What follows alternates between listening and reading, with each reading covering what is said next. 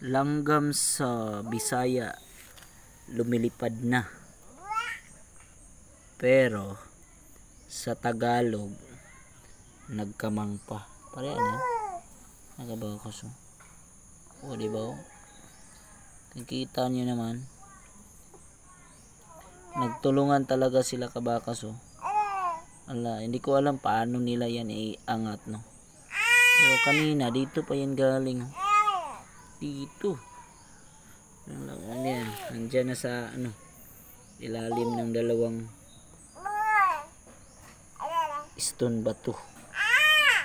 Tapos papunta sila dun. Yan, doon sila papunta. Yan, kitang-kita nyo naman. Tingnan natin kung saan sila. Dito nila lagyan dadalhin kabakas. Ito yung mga kasama nila. Ito yung kasama nilang langgam. Pero dito yan sa ano, sa Bisaya, lumilipad na. Kasi mga Tagalog ito mga kabakas, kaya gumagapang pa sila. Kitang-kita nyo naman oh. Ang dami nila no. Oh. Ganyan sila. Ganyan sila magtulungan kabakas.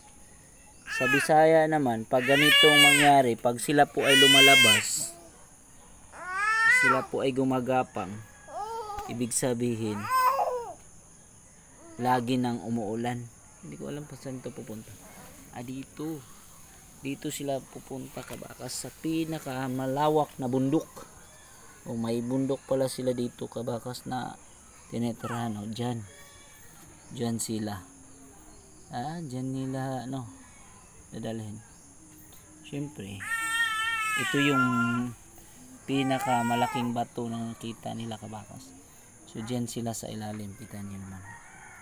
Yan po. Pero ito yung bato. Yan, ito yung bato nila kabakas. Oh. Yan, ganyan. Kita niyo yung bato? Oh, yan ang bato nila na tinitirahan kabakas. Kaya ito po yung langgam sa Bisaya, gumagapang pa. Sa Tagalog bumagapang, sa Bisaya lumilipad na yung langgam.